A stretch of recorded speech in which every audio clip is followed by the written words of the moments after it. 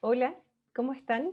Bienvenidos y bienvenidas a la segunda versión de la Cumbre Sabia Infancia, esta vez dedicada a los primeros años de vida.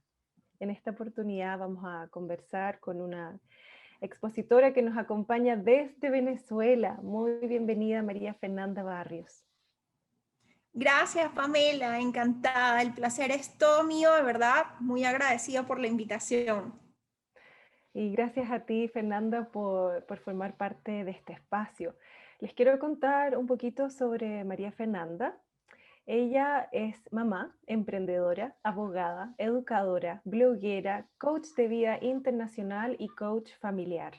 Ella promueve la crianza respetuosa y es defensora de los derechos de los niños y niñas. Entonces, lo que vamos a conversar hoy día con Fernanda es las 3 llaves del castillo de la crianza respetuosa. Entonces, la primera pregunta que quisiéramos hacerte es, ¿cuáles son los fundamentos de la crianza respetuosa? Bien, la crianza respetuosa es un compromiso, es un estilo de crianza que se aleja del adultocentrismo, se toma en cuenta la mirada de los niños, lo que sienten, lo que necesitan, hay que validar qué necesitan los niños en cada etapa, de acuerdo a su ritmo, de acuerdo a esa etapa evolutiva en la que ellos están creciendo poco a poco. Los fundamentos de la crianza respetuosa yo los puedo asemejar a una casita, una pequeña casita. Nos imaginamos visualmente una casita que tiene 4 pilares y tiene la parte de arriba de la casita. Y esos fundamentos son el respeto, la empatía, el compromiso y la confianza en esa estructura familiar. Porque cuando nace el primer bebé, pues nace la familia como tal, porque antes estaba la pareja, y entonces nace ese primer bebé chiquitito que tiene que tener una referencia con respecto a qué hacer en este nuevo mundo. Y ese símil de esa casita, pues a mí me gusta mucho compartirlo para que las mamás y los papás sepan en qué se fundamenta la maravillosa crianza consciente y respetuosa. Y cuéntanos un poco por qué es importante y qué beneficios tiene practicar la crianza respetuosa. Los beneficios son innumerables, desde desarrollar un apego seguro desde los primeros meses de vida. Nos basamos en la teoría del apego, también en la calidez, en ser responsivos ante las necesidades de los chiquitos. Eso es muy importante. No solamente mamá, también está la figura paterna, la parte de la corresponsabilidad, que ambos en la estructura familiar pues tienen que tener acuerdos familiares para establecer qué necesita ese nuevo integrante en la familia. Entonces, los beneficios a nivel de estructura familiar, pues desarrollan los niños una autoestima sólida, una autoestima robusta. Les damos herramientas para su futuro, herramientas no solamente de crianza respetuosa, sino de disciplina positiva, de disciplina que no esté involucrado los métodos punitivos, porque nosotros no trabajamos con métodos punitivos, nosotros trabajamos con métodos y estrategias que nos acerquen a nuestros chiquitos, no que nos alejen de nuestros pequeños. Entonces, los beneficios son innumerables. Ese puente que yo voy construyendo desde el inicio de la relación que yo tengo con mis hijos, ese puente se va a ir construyendo de la mano de esos chiquitos. Si tengo uno, si tengo 2 hijos, si tengo 3 hijos, depende del número, depende de cada familia es distinta, pero yo voy de la mano con mis hijos construyendo ese puente de comunicación asertiva, y cuando yo soy asertiva comunicándome, yo les enseño a ellos el valor de la comunicación asertiva y les enseño cómo comunicarse al exterior de manera positiva y de manera asertiva. Entonces, los beneficios son innumerables. Cada mamá y cada papá tienen que tener no un manual, sino una perspectiva de qué necesita su familia en el momento en que nace ese pequeño ser, ese pequeño individuo. Y una de las herramientas más hermosas que he conocido, porque también soy mamá, es la crianza consciente y respetuosa. Tú, Fernanda, hablas de estas 3 llaves de la crianza respetuosa. ¿Nos puedes contar un poquito más de ellas? Sí, a mí me gusta mucho trabajar con historias, las historias que le cuento a mis hijos, también con mis mamás, les digo mis mamás porque las quiero mucho y los papás y las abuelas porque trabajo también con cada uno de los integrantes de esa estructura familiar, pues les hablo de un castillo terrorífico al que no pueden entrar muchas veces por tantas creencias erradas, ¿no? Tantas creencias que nos alejan de lo que realmente es la conexión, la empatía, el respeto y el cariño en esos vínculos que tenemos con nuestra familia. Y esas 3 llaves para mí son muy importantes y también las he practicado conmigo y también las comparto, porque parte de lo que yo soy es todo lo que he aprendido y todo lo que he practicado y he tenido el compromiso con mi estructura familiar, que yo he visto resultados positivos, pues lo he compartido a lo largo de todos estos 7, 8 años. Y esas 3 llaves son parte. La primera llave es el autoconocimiento. Mm. Si yo no conozco, si yo no sé quién soy, y lo decía Sócrates, conócete a ti mismo, pues yo no puedo saber cuáles son mis fortalezas y mis debilidades.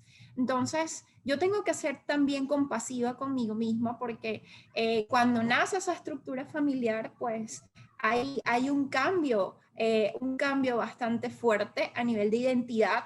Yo me transformo de una persona totalmente distinta a una mamá, tengo un rol completamente diferente y voy a comprometer mucho de mi energía, mucha de esa energía, mucho de mi tiempo, y yo tengo que saber cuáles son esas fortalezas en las que yo me puedo apoyar. Y también tengo que ser compasiva y tengo que ser razonable con respecto a mis debilidades porque también forman parte de mí como persona. Y al conocerlas y abrazarlas, yo puedo trabajar en ellas y ellas pueden ser mis aliados, tanto las fortalezas como las debilidades. Entonces, para mí el autoconocimiento es la primera llave que abre la puerta del castillo de la crianza respetuosa. La segunda llave, y te voy contando entonces, es el autocuidado. Mm. Porque si yo me cuido, yo no sé en qué parte del día pues tengo tiempo para mí, pues yo voy a ir desgastando lo que significa esa energía que yo necesito renovarla diariamente. Entonces, esa segunda llave también, que es también tan importante, pues tú aprendes poco a poco a través de rituales y a través de hábitos que tienes que incorporar. Y esos hábitos los vas incorporando progresivamente. Los rituales de autocuidado son muy importantes para nosotras. Nosotras necesitamos escucharnos, nosotras necesitamos alimentar todo lo que a nivel espiritual, a nivel físico, a nivel emocional nos haga felices para que mamá esté feliz. Si mamá está feliz, todos en casa están felices, ¿no? Nosotras somos las que nutrimos tan constantemente y empoderamos a nuestros hijos, los alimentamos, los jugamos con ellos, nos tiramos en el piso y todo eso involucra esa energía y es como esa batería de la computadora y del celular. Si yo no la recargo, pues en algún momento eso va a ir pues desgastándose. Entonces es importante que nosotras pues eliminemos esa creencia errada de que cuidarnos es egoísta, no es así. El amor propio, el autocuidado es muy valioso para la maternidad consciente. Y voy entonces a lo que significa para mí la tercera llave y tiene mucho que ver con la empatía y es aprender a colocarnos en el lugar de los niños, ¿no? Esa sensibilidad parental que tanto necesita esa mamá y ese papá, pero es que resulta que, como dice el autor del Principito, muchos de nosotros fuimos niños, pero se nos ha ido olvidando, se nos olvida. En ese mundo de prisas, en ese mundo de adultos, en ese mundo de pagar las cuentas, de tantas cosas y tantos problemas, porque los tenemos muchos problemas, pues se nos olvida sonreír, se nos olvida de disfrutar que somos mamá y papá. Entonces, aprender a volver a ponernos en los zapatos de nuestros hijos tiene mucho que ver con vamos a bajar esa prisa, vamos a bajar esos instantes en que quizás mi hijo quiere mostrarme un dibujo, pero estoy apurada por alguna situación. Tenemos que hacer un alto, no podemos vivir sin esa serenidad, sin inyectarle un poquito de esa alegría de los niños, de esa ingenuidad, de ese cariño tan especial cuando salen corriendo a enseñarnos esos dibujos. Tenemos que hacer el alto. Yo siempre le cuento mucho a todas las mamás y los papás, una vez que mi hijo Fernando, pues, por primera vez quería abrir la puerta de la casa y yo venía con ese montón de bolsas del supermercado y venía agitada y con esa prisa tan grande. Y yo me di cuenta que eso era importante para él. Abrir esa puerta por primera vez significaba para él un antes y un después. Y si yo no me hubiera dado cuenta y si yo no hubiera dejado las bolsas del supermercado tiradas por un momento, por un instante, pues yo no le hubiera podido dejar a él vivir esa experiencia. Quizás hubiera tenido posteriormente una pataleta, quizás hubiera tenido un llanto porque yo no había validado en ese momento, no hubiera podido haber validado esa necesidad que él tenía por abrir la puerta. Y es un ejemplo, ¿no? Y así muchos ejemplos. Entonces, lo esencial es invisible para los ojos. Nosotros tenemos que aprender a escuchar con el corazón. Eso es muy importante. Qué bonito este ejemplo que nos compartes, María Fernanda, justamente porque muchas veces lo que más nos cuesta es tratar de llevar estos principios, estas visiones, estas comprensiones a la práctica, ¿cierto? Al cotidiano, a las cosas más simples como qué es lo que ocurre cuando llegamos del supermercado a la casa. Entonces, en esa línea quisiera pedirte si a lo mejor nos puedes compartir otros momentos de ese estilo cotidiano que nos ayuden a ejemplificar cómo nosotros podemos aplicar estas tres llaves de la crianza respetuosa. Ok, bueno, practicando todos los días nosotros tenemos que ser arqueólogos, como arqueólogos de todas esas situaciones en las que yo puedo enseñar.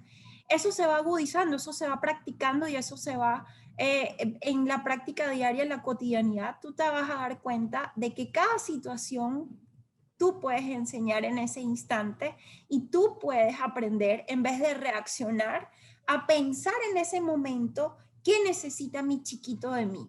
Ah, bueno, supongamos que tiene una rabieta, entonces, ¿qué necesita mi chiquito de mí? Si yo estoy ofuscada, si yo no tengo calma, si yo no vuelvo a mi centro y mi equilibrio, yo no le puedo brindar a un pequeño ese equilibrio, esa calma que tanto necesita. Entonces, nosotros tenemos que observar, ser observadores de todas esas situaciones cotidianas que parecen tan simples, pero en cada momento que nuestros chiquitos nos están observando, es un momento propicio para enseñar, es un momento propicio para enseñar paciencia, para enseñar respeto, para enseñar también la empatía, porque a través de la empatía que yo le enseño a mis hijos, ellos aprenden a ser personas empáticas. Ellos aprenden a través de nuestro ejemplo, eso es muy importante, Pamela. Entonces, yo, por ejemplo, estoy preocupada porque mis hijos no tienen hábitos alimenticios, quizás quiero incorporar hábitos alimenticios que sean más saludables, pues yo tengo que empezar a tener hábitos alimenticios que sean saludables porque somos ejemplo y el mejor ejemplo es ese, mirar a mi mamá que mi mamá hace ejercicio, mirar a mi mamá que mi mamá toma agua, mirar a mi mamá que mi mamá practica yoga o mindfulness, porque eso los va a ayudar a ellos muchísimo, ¿no? Entonces, esos ejemplos cotidianos, esa hora de que no se quieren poner la pijama, porque ningún niño quiere dejar de jugar, porque el mundo de los niños es eso, jugar. Somos nosotros los adultos que estamos pendientes del reloj, pero tú no ves a un niño que está pendiente de un reloj. Él simplemente quiere jugar, quiere conectarse con su papá y su mamá. Entonces, cuando yo conecto y cuando yo les digo a mis hijos, es hora del cuento, tenemos un cuento especial que se llama Cuchurumbelito, que es un conejito que inventamos y todas las noches cambiamos la historia, pues los niños salen corriendo porque nos asocian la hora de dormir con algo positivo. Entonces nosotros debemos buscar ese elemento de conexión que les va a permitir a los niños pues asociar la hora de dormir con algo positivo. Y eso también es parte. Mm. Y en tu experiencia, ¿cuáles son los desafíos más grandes que encontramos en la actualidad para poder llevar a cabo este tipo de prácticas y la crianza respetuosa en general? Bueno, Pame, hay muchos desafíos, cada familia es distinta, eso es importante saberlo, ¿no? Pero los más comunes, como tú me preguntabas inicialmente, pues yo creo que las creencias erradas, los mitos en la crianza, hacen mucho daño, los que se han extendido, por ejemplo, dejar llorar al niño toda la noche, dejarlo solo en una cuna, que la teta malcría, que, por ejemplo, si yo le doy mucho cariño, a mi hijo va a ser un niño inseguro. Todas esas creencias erradas nos alejan realmente de lo que es conectar con nuestros hijos. Entonces, yo siento que uno de los desafíos más grandes y que trabajamos constantemente, nosotros los que promovemos la crianza positiva y respetuosa y la disciplina positiva es esa, ¿no? Tratar de eliminar, tratar de difundir también cuál es la creencia correcta, cuál es la información fidedigna, porque está basada también, está respaldada por evidencia científica, que le permite a la familia saber, ah, mira, la nalgada a tiempo sí tiene consecuencias. No es cierto que si yo le doy una nalgada a mi hijo, pues no le estoy haciendo nada, sí hay consecuencias detrás de una nalgada. Entonces, eso para mí sería uno de los desafíos más grandes, las creencias erradas. Y otro de los desafíos es la falta de sostén emocional, la falta de tribu que tienen las madres al momento de tener a sus bebés, ¿no? Porque si una madre no tiene esos pilares, esa contención, una madre va a estar sola criando. Entonces, ese apoyo, ese sostén emocional es tan importante. Hay madres que no tienen ese apoyo y ese sostén emocional de ninguna persona. Están muy solas criando y para mí yo considero que es un desafío bastante grande porque la madre puede sentirse desbordada emocionalmente, la madre puede sentir que se agota más fácilmente su energía. La madre puede tener entonces muchos altibajos. No quiero decir que no lo vaya a lograr, por supuesto que sí, pero es importante tener esos pilares que nos sostengan, ¿sí? Y eso es importante porque también, a propósito de los desafíos que estamos comentando, muchas veces las mujeres, los padres también ciertamente, y la sociedad incluso podría saber en teoría qué es lo que corresponde hacer, pero pareciera que llevar a la práctica, ¿cierto? Todas estas recomendaciones, esta visión que nos estás presentando, cuesta tanto porque no es solo responsabilidad de la mujer, o como individuo, sino que hay un colectivo que tiene que en el fondo Yes. promover el mismo tipo de crianza y al mismo tiempo la mujer con sus propios fantasmas, ¿cierto? Tiene que lidiar, independientemente que yo entienda intelectualmente que esto es lo que tengo que hacer, pareciera ser que al momento de los que hubo, como decimos, algo ocurre. ¿Qué ocurre desde tu mirada? ¿Qué es lo que nosotros necesitamos como adultos trabajar para poder ofrecer, más allá del intelecto, una crianza que emerja como espontáneamente respetuosa, o bueno, no sé si espontáneamente, pero que ocurre de esa manera, ¿cierto? Mm. Claro, entiendo tu idea de espontánea y tienes razón. Nosotros no debemos, nosotros no podemos desajustar esa brújula interna y yo apoyo el tema de la espontaneidad porque la madre tiene mucho de intuición y eso me encanta porque el mejor libro, el más sagrado debe ser la intuición de la mamá.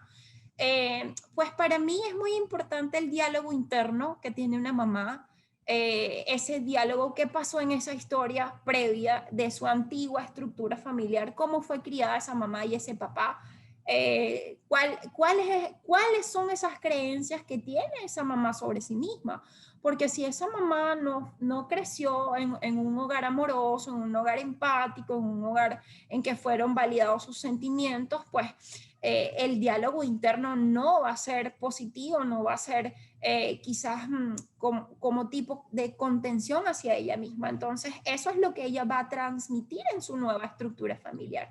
Por eso es tan importante revisar cuáles son esa historia en la que esa mamá o ese papá crecieron, para saber entonces cómo se les puede ayudar, porque también forma parte de ese desafío, ¿no?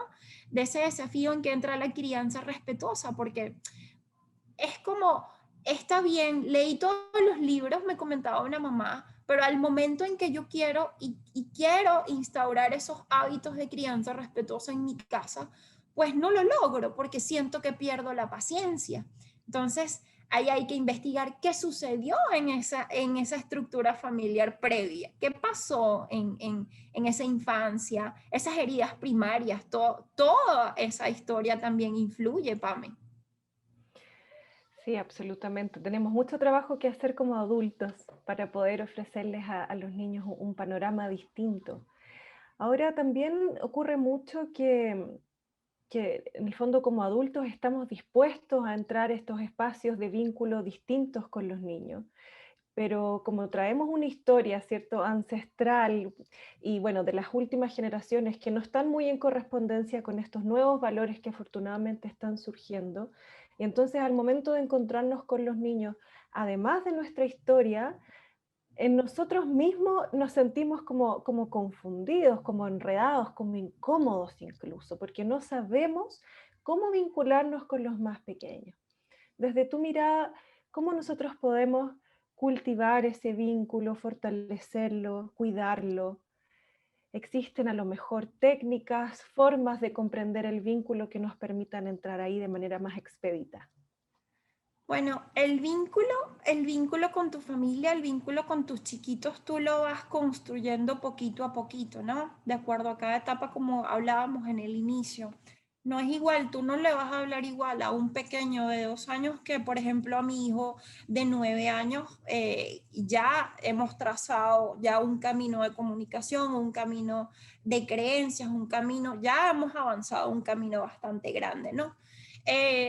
Trabajar el vínculo es un trabajo de hormiguita, lo puedo asemejar a un trabajo de hormiga que vamos construyendo poco a poco qué es lo que necesita ese niño o esa niña. Entonces, si yo me decido por los buenos tratos y me siento confundido por el exterior, pues el vínculo con mi hijo o con mi hija no puede ser más importante que una creencia errada que yo tenga en el exterior. Y en ese momento, esa rabieta, y en ese momento en que pasa un desafío de la crianza y yo estoy en la calle, no me tiene por qué importar absolutamente nada, sino que utilizo mi burbuja materna y Mm. me concentro y miro a los ojos y lo toco con cariño para ver qué necesita.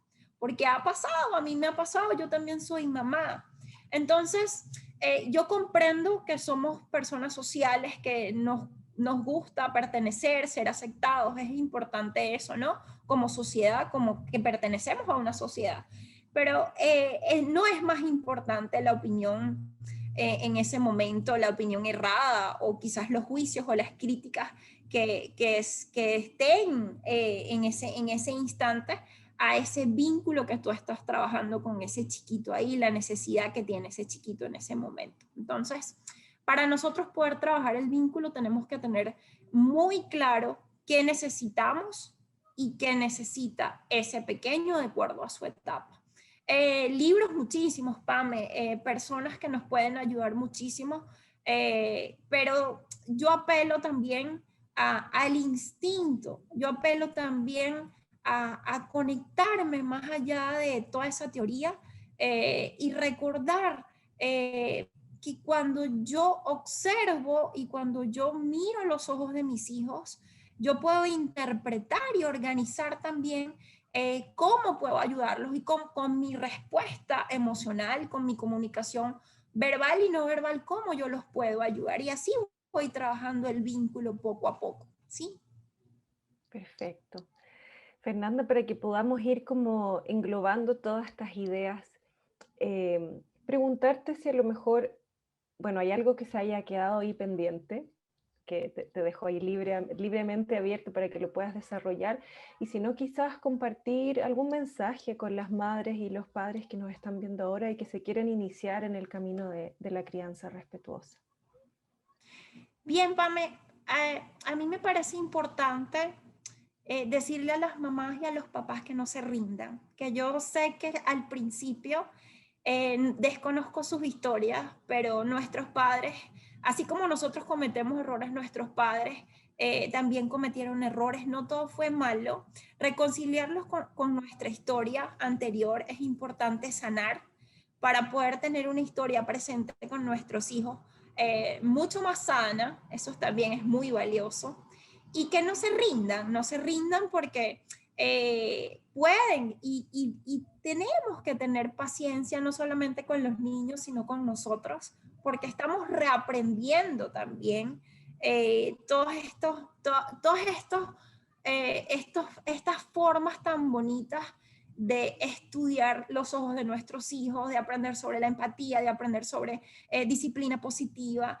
Por muchos años se asoció lo que era disciplina con dolor y esas creencias, y esa creencia hizo mucho daño, y quizás para un papá o para una mamá no es fácil al momento de ver que sus hijos le dan, por ejemplo, un mal contestamiento, o quizás no sigan las instrucciones cuando ellos les indican alguna instrucción, pero no es personal. Entonces, recordar que no es personal porque el niño está aprendiendo de nosotros, ya nos ubica en una posición en la que yo no me encuentro a la defensiva, sino que lo puedo mirar a través de una horizontalidad. Entonces, ese es mi mensaje para mamá y papá, que no se rindan, que cuestionen sus creencias erradas, esas creencias que venimos arrastrando de todas esas cadenas transgeneracionales que hicieron tanto daño. Y ese quizás es mi mensaje, y que los quiero muchísimo y que jamás, jamás, jamás duden que el amor y el vínculo con sus hijos se puede trabajar y transformar todos los días. Qué lindo, muchísimas gracias María Fernanda por tu mensaje cariñoso, por tu invitación a también hacernos cargo de nosotros mismos, ¿cierto? Como adultos, como mamás, como papás, como finalmente todos constituyentes de una sociedad que queremos sea distinta. Así que bueno, agradecerte infinitamente por este espacio tan claro y cariñoso que nos has entregado. Si les gustó esta conversación, tanto como a mí, recuerden que en esta misma página pueden conocer más sobre María Fernanda, sobre su proyecto Motiva Mamás. Le pueden dejar también un mensajito al final en el chat si es que hay algo de la conferencia que les haya llamado especialmente la atención. Seguramente ella va a estar feliz, feliz de leerlos. Con esto despedirme, recordarles que estamos en esta segunda versión de nuestra Cumbre Sabe Infancia, invitándolos a construir el mejor comienzo para niños, niñas y niñas.